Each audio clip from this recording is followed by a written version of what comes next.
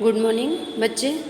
ज्ञान Bharati Hindi high school standard 12th subject eco lesson number 2 वृद्धि और विकास के निर्देशक आज हम पढ़ेंगे। तो सबसे पहले बच्चे हम देखेंगे कि प्रस्तावना मतलब कि इसका इंट्रोडक्शन। आर्थिक विकास हासिल करना यह विश्व के सभी देशों का एक सबसे महत्वपूर्ण क्या है, लक्ष्य है। सब ये चाहते हैं उनके देश का डेवलप हो, विकास हो, सब देश अच्छे हो, सभी देश की ऐसी इच्छा होती है। और उसमें भी दूसरे विश्व युद्ध के बाद तो आर्थिक चिंतन का केंद्र बिंदु के रूप में गिना जाता है, क्योंकि जब हमारा प्रथम विश्व युद्ध हुआ, द्वितीय विश्व युद्ध हुआ, तो हमारा देश आर्थिक रूप से बहुत ही ज़्यादा कमज़ोर हो गया था। और 1939 से 1944 के बीच में विश्व युद्ध के बाद में दुनिया के जो विकासशील देश हैं उनमें बेरोजगारी, गरीबी, असमानता, भूखमरी की समस्या अधिक तीव्र गति से बढ़ गई है। आर्थिक विकास और आर्थिक वृद्धि का उस पर से शब्द हमारे सामने आया है कि विकासशील देशों ने आर्थिक विकास द्वारा विकसित देशों की तुलना में प्रति व्यक्ति आय का अंतर घटाने के लिए जीवन स्तर को ऊंचा लाने का निश्चय किया है। तो बच्चे, हम जीवन स्तर को किस तरह से ऊंचा लाएंगे तब हमारा आर्थिक विकास होगा। तो जीवन स्तर सुधारने के लिए हमारे पास प्राथमिक आवश्यकता होनी चाहिए, जैसे कि रोटी, कपड़ा और मकान। अभी ये याद भी रखना चाहिए कि आर्थिक विकास की आवश्यकता सिर्फ विकासशील देशों में नहीं, लेकिन जो विकसित देश है उनका विकास हो चुका है वो भी चाहते हैं हमारा देश और ज़्यादा क्या करे, डेवलप करे। जिस देश का विकास नहीं हुआ, विकासशील है, वो विकसित करने का प्रयास कर रहा है, और जिस देश का विकास हो चुका है मतलब जो देश विकसित है वो वृद्धि करने का कार्य कर रहे हैं। तो सामान्य रूप से आर्थिक विकास का अर्थ क्या हुआ, इकोनॉमिक डेवलपमेंट, और आर्थिक वृद्धि अर्थात क्या हुआ, तो इकोनॉमिक ग्रोथ। अब हम देखेंगे कि आर्थिक वृद्धि का अर्थ, मीनिंग ऑफ इकोनॉमिक ग्रोथ। वृद्धि और आर्थिक वृद्धि का संबंध लंबे समय के लिए इकोनॉमिक्स में, अर्थतंत्र में चीज वस्तु के साथ में कुल उत्पादन में वृद्धि के साथ में होता है।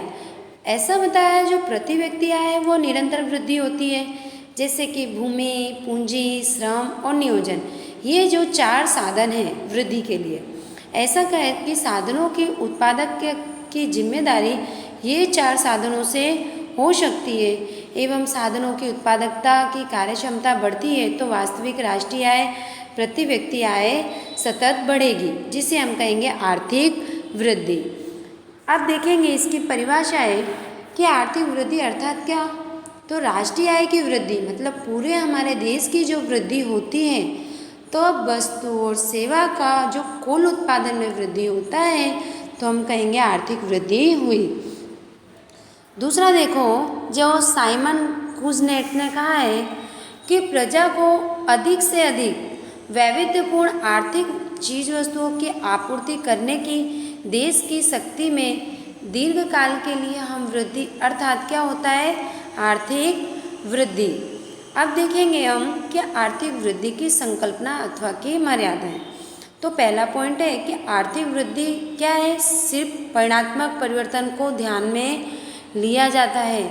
आर्थिक वृद्धि में राष्ट्रीय आय, प्रति व्यक्ति आय की क्या आय बढ़ती है, इनकम बढ़ती है, और आर्थिक वृद्धि की जो संकल्पना है वह मर्यादित है, उत्पादन में वृद्धि होती है, और आर्थिक वृद्धि में लोगों के कल्याण में, परिवर्तन में क्या होता है, तो जानने के लिए आर्थिक वृद्धि की संकल्पना हमारे लिए आवश्यक है। नेक्स्ट पॉइंट है हमारा आर्थिक विकास का अर्थ, मीनिंग ऑफ इकोनॉमिक्स डेवलपमेंट। विकास अर्थात क्या, तो डेवलप। वर्तमान में एशिया, अफ्रीका, लैटिन अमेरिका, ये जो सारे देशों का विकास हुआ है तो कैसे हुआ है, आर्थिक विकास से। हम इसको समझेंगे ये कि विकास वास्तव में क्या है, तो ये एक प्रक्रिया है, चलने वाली प्रक्रिया है, इसके कारण हम सुख प्राप्त करते हैं। ठीक है, आर्थिक विकास में आर्थिक वृद्धि, आर्थिक सुख, आर्थिक प्रगति में क्या है, समाविष्ट है, उसके साथ में जुड़ा हुआ है। आर्थिक विकास के दौरान में वास्तविक राष्ट्रीय आय, वास्तविक प्रति व्यक्ति आय क्या होती है, बढ़ती है। ये परिणात्मक है, विकास वृद्धि की तुलना में क्या है, बहुमुखी प्रक्रिया है। ठीक है, जैसे कि राष्ट्रीय आय में कृषि क्षेत्र का प्रतिशत योगदान घटता है तो उद्योग सेवा क्षेत्र का योगदान क्या होता है, बढ़ता है। जैसे कि कृषि में प्रच्छन्न बेकार मतलब छुपी हुई बेरोजगारी देखने को मिलती है। ठीक है, आधुनिक तकनीकी अमल में आती है जिससे समय और खर्च हमारा बचता है। इस तरह से हमने देखा आर्थिक विकास। अब हम देखेंगे इसकी परिभाषाएं। तो आर्थिक विकास यह क्या है? बहुपरिमाणीय प्रक्रिया है। किसने कहा? माइकल टोडेरो ने। और जीएम मेयर क्या कहते हैं? आर्थिक विकास एक ऐसी प्रक्रिया है जिसमें गरीबी रेखा के नीचे जीने वाले लोग हैं उनकी संख्या में वृद्धि न हो, आय का वितरण असमान न हो। यह क्या है? ये आर्थिक विकास। नेक्स्ट देखो कि मैकलब ने क्या कहा है कि जनसंख्या स्थिर हो या सतत बढ़ती हो, लेकिन उत्पादन के साधनों में उत्पादन में वृद्धि जन्म लेने वाली प्रक्रिया जिससे प्रति व्यक्ति आय में सतत वृद्धि हो और लोगों का जीवन स्तर ऊंचा आए तो हम कह सकते हैं आर्थिक विकास हुआ है। अब हम देखेंगे आर्थिक विकास के लक्षण में पहला पॉइंट हमारा है आर्थिक विकास क्या है? सतत चलने वाली प्रक्रिया है। आर्थिक विकास को हम रोक नहीं सकते। इकाई की शुरुआत से इकाई के अंत तक यह प्रक्रिया सतत चलती रहती है। समय बीतने पर विकास की प्रक्रिया कैसी हो जाती है? धीमी हो जाती है। दूसरा पॉइंट है हमारा कि परिणात्मक एवं गुणात्मक परिवर्तन। ठीक है, आर्थिक विकास में परिणात्मक और गुणात्मक दोनों ही गुण देखने को मिलते हैं, इसलिए इसे परिणात्मक गुणात्मक परिवर्तन कहा गया है। तीसरा पॉइंट है हमारा कि मांग में परिवर्तन। विकास होने से लोगों की आय बढ़ेगी, लोगों का इंटरेस्ट बढ़ेगा, परिवर्तन आएगा, लोगों की मांग बढ़ेगी, प्राथमिक जो चीज़ वस्तु हैं उनका भी उपभोग अधिक होगा। ठीक है, चौथा पॉइंट है हमारा श्रम की गतिशीलता बढ़ती है। यदि आर्थिक विकास होगी तो मेहनत अधिक होगी और लोग काम अधिक करेंगे तो लोगों को इनकम बढ़ेगी। पांचवा पॉइंट है हमारे पूंजी सर्जन में वृद्धि। विकास में अलग अलग वस्तुओं की क्या होती है? मांग बढ़ती है, जिससे पूंजी निवेश बढ़ेगा। पूंजी निवेश बढ़ेगा तो उद्योग धंधे नए स्थापित होंगे। छठा पॉइंट है हमारा टेक्नोलॉजी। टेक्नोलॉजी में परिवर्तन होता है। विकास होने से अग्नि और पानी का आधारित टेक्नोलॉजी में बदल कर कोयला एवं लोहा आधारित टेक्नोलॉजी अपनाने से विकास दर हमारा क्या होता है? तीव्र गति से बढ़ता है और निश्चित चरण के बाद विकास की प्रक्रिया क्या होती है? बढ़ जाती है। नेक्स्ट पॉइंट है हमारा आर्थिक विकास की संकल्पना तथा मर्यादा। आर्थिक विकास देश की प्रगति को क्या करता है? दर्शाता है। आर्थिक बातों में जैसे कि वस्तु और वास्तव में मानव विकास की चर्चा नहीं कर सकती, मानव प्रगति का मापदंड नहीं बन सकता।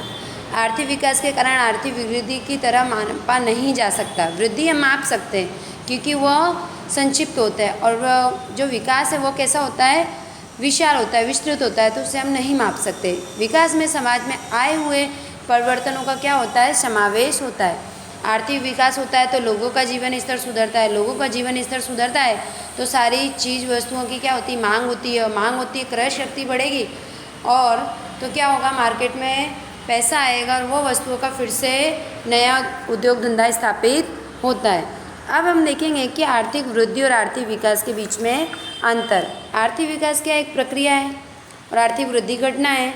आर्थिक विकास परिणात्मक और परिवर्तन दोनों तरह से गुणात्मक परिवर्तन आते हैं और आर्थिक वृद्धि सिर्फ परिणात्मक है। आर्थिक विकास में अर्थतंत्र में उपयोग में लिए गए साधनों का प्रश्न उत्पन्न होता है और इसमें उपलब्ध साधनों पर भार दिया जाता है। आर्थिक विकास विकासशील देशों के साथ में है और आर्थिक वृद्धि विकसित देशों के साथ जुड़ी हुई है। आर्थिक विकास को निश्चित रूप से मापने का कार्य कैसा है? कठिन है। आर्थिक वृद्धि को माप सकते हैं। आर्थिक विकास की जो संकल्पना है वो विस्तृत है, सभी जगह फैली हुई है। आर्थिक वृद्धि की संकल्पना सीमित है। आर्थिक विकास का संबंध प्रति व्यक्ति आय से होता है और आर्थिक वृद्धि का संबंध किसके साथ होता है? आय में वृद्धि में होता है। आर्थिक विकास की प्रक्रिया कैसी? धीमे धीमे हमारे देश का डेवलप होगा, लेकिन कोई एक व्यक्ति का हमें करना होगा तो तुरंत ही हो जाएगा। आर्थिक विकास की प्रक्रिया धीमी है और यह तीव्र है। आर्थिक वृद्धि के बिना आर्थिक विकास संभव नहीं है और आर्थिक विकास आर्थिक वृद्धि के बिना संभव नहीं है। मतलब कि ये एक दूसरे के ऊपर डिपेंड करते हैं। अब विकास के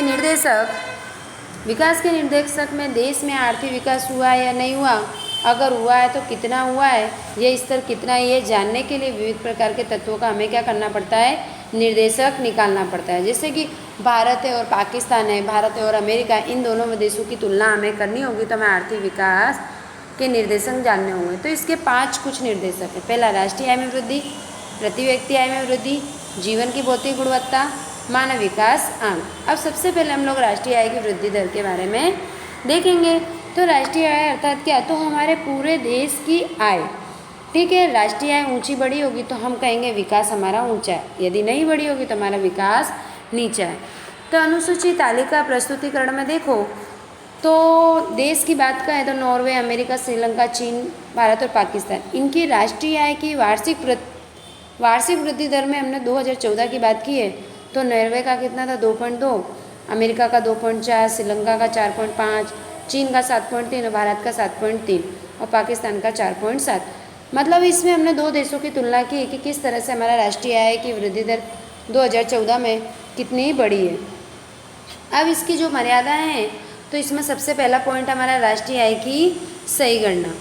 तो राष्ट्रीय आय की सही गणना कैसे करेंगे, तो दोहरी गणना, जो वस्तु का उपयोग करते हैं जैसे घिसाई जानने के लिए, रिपेयर कराना, कर टालना, विनिमय पद्धति या पढ़े लिखे ना हो तो ये सारी समस्या आ सकती है। दूसरा पॉइंट है हमारी जनसंख्या। सिर्फ राष्ट्रीय आय जानने के लिए विकास का ख्याल नहीं बल्कि उससे जुड़ी हुई जैसे जनसंख्या को भी ध्यान में लिया जाता है। देश की तुलना में देश की राष्ट्रीय आय, देश का विकास, देश की तुलना अधिक नहीं कहा जा सकता, लेकिन देश की राष्ट्रीय आय के साथ देश की जनसंख्या भी खूब तेज़ी से बढ़ती है तो हमेशा कहेंगे कि राष्ट्रीय आय विकास हो रहा है। तीसरा पॉइंट है हमारा राष्ट्रीय आय की गणना करने में अलग अलग पद्धतियाँ। तो हम किस किस तरह से राष्ट्रीय आय की गणना कर सकते हैं, तो उत्पादन आय खर्च की पद्धति है। किसी एक पद्धति की तुलना में दूसरी पद्धति की हम क्या कर सकते हैं, कंपोजिशन कर सकते हैं, इस तरह हम कर सकते हैं। राष्ट्रीय आय का अंतर्राष्ट्रीय तुलना करने का कार्य भी कैसा होता है, मुश्किल होता है। अब हम देखेंगे प्रति व्यक्ति आय की वृद्धि दर, growth rate of per capita income. इस निर्देशक के अनुसार प्रति व्यक्ति आय मतलब कोई एक व्यक्ति की आय उसमें बढ़ोतरी होगी तो हम कह सकते हैं कि प्रति व्यक्ति आय, औसत प्रति व्यक्ति आय कुल राष्ट्रीय आय के देश की कुल जनसंख्या से भाग जो करेंगे, जो हमें प्राप्त होगा उसे हम क्या कहेंगे, प्रति व्यक्ति आय कहेंगे। प्रति व्यक्ति आय बढ़ती है तो हम कह सकते हैं कि हमारे देश का विकास हो रहा है, जो पिछड़ापन है वो दूर हो रहा है, गरीबी की समस्या दूर हो रही है, जीवन स्तर सुधर रहा है। लेकिन प्रति व्यक्ति आय नहीं बढ़ेगी तो हम ये नहीं कह सकते हैं। तो कुछ एग्जाम्पल हम देखेंगे। तो 2014 की बात है कि जो भी हमारे प्रति व्यक्ति आय अमेरिकन हम लोग डॉलर में गिनते हैं।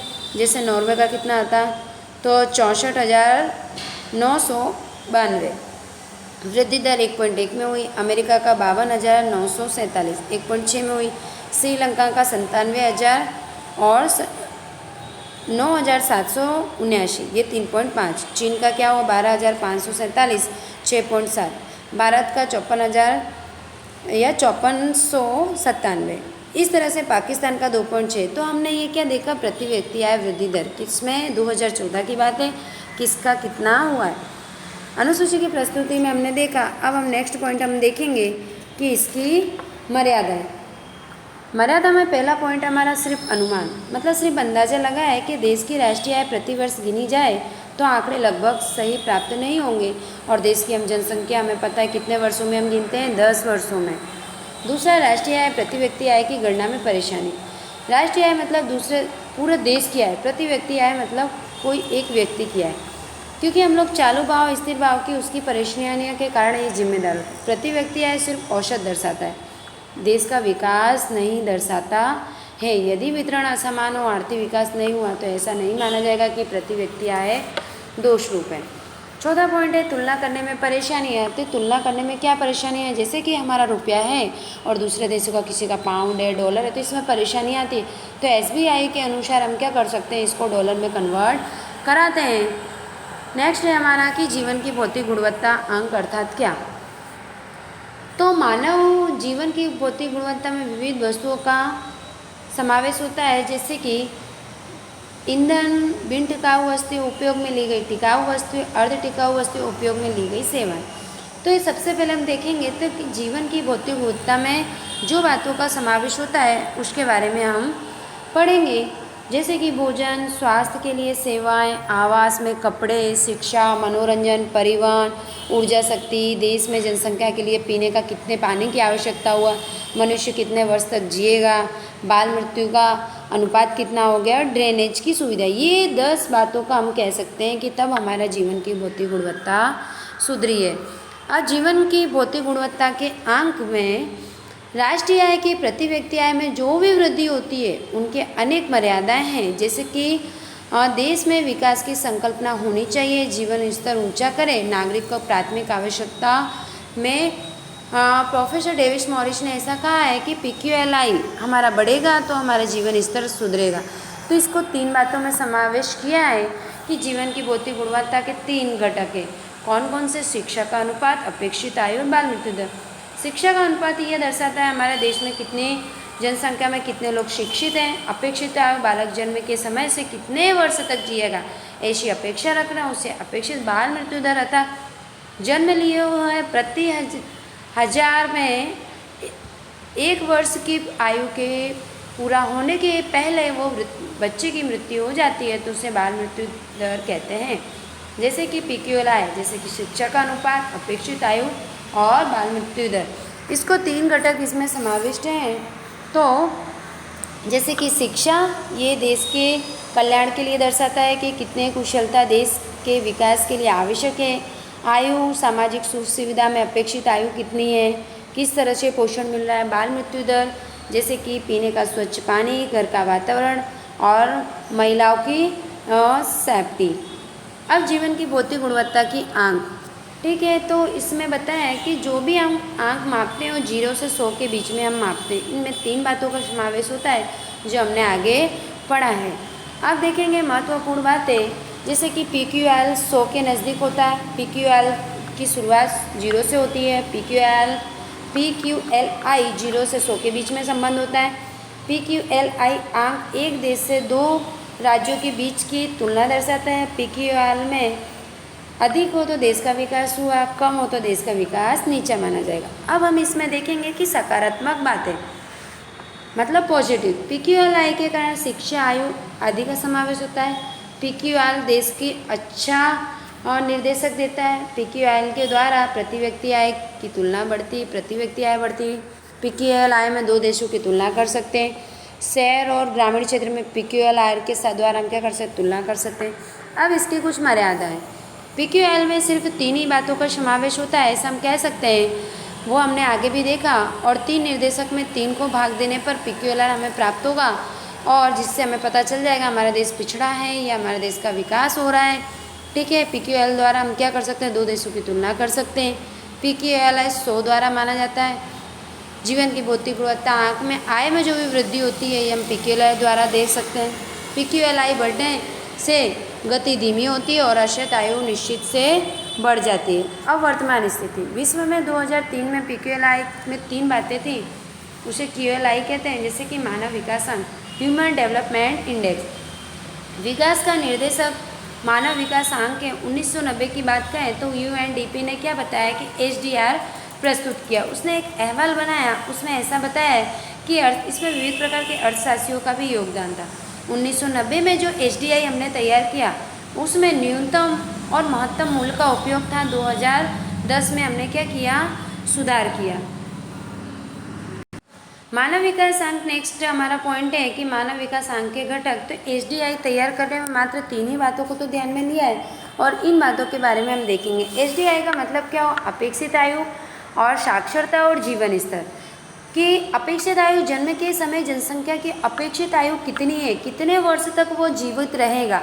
50 वर्ष तो वो स्वास्थ्य उसका अच्छा है, 50 से कम है तो स्वास्थ्य उसका नीचा माना जाएगा। और साक्षरता की, इस साक्षरता का प्रमाण जानने के लिए वयस्क शिक्षितों का प्रतिशत कितना है, 15 वर्ष से अधिक उम्र के व्यक्ति की साक्षरता को ध्यान में लिया जाता है। तो ये साक्षरता हम कहाँ से प्राप्त करते हैं, तो स्कूल में, कि स्कूल में बच्चे ने कितने वर्ष तक बिताया। ऊंचा जीवन स्तर, इसमें विविध प्रकार की सुविधाओं का समावेश होता है, जैसे कि शुद्ध पानी, स्वास्थ्य, स्टेशनरी की सुविधा, बाल मृत्यु दर, 5 वर्ष में कितना आयु बच्चों की मृत्यु दर, प्रोटीन कितना मिलना चाहिए, ये सारा ऊंचा जीवन स्तर में दर्शाया जाता है। अब इसकी मुख्य बातें हैं, ये 3 स्तर को जो बीच की तुलना है वो 0 से 1 के बीच में होती है। HDI मतलब कि इसमें ऊंचा क्रम दिया जाता है। HDI 1 से दूर हो तो विकसित है और HDI नीचे है तो हम कहेंगे हमारे देश का विकास नहीं हुआ है। हम हमारे ऑल ओवर वर्ल्ड की बात करें तो पूरे कितने देश हैं, 188 दुनिया में देश हैं, उसमें हमारा HDI कितना है, 0.944 है और हमारा देश कौन से क्रम पर है, तो 130वें क्रम पर है। अब मानव विकास का अहवाल 2015 में तैयार किया है। इसमें 2014 के विश्व के देशों में मानव विकास आंक स्थिति क्या थी, वहाँ की स्थिति ये हम देखेंगे तालिका 2.3 में। तो विद्यार्थी मित्रों, आप अपनी किताब में देख सकते हो कि पहले कॉलम में देश बताया तो नॉर्वे, अमेरिका, चीन, भारत, पाकिस्तान और नाइजीरिया है।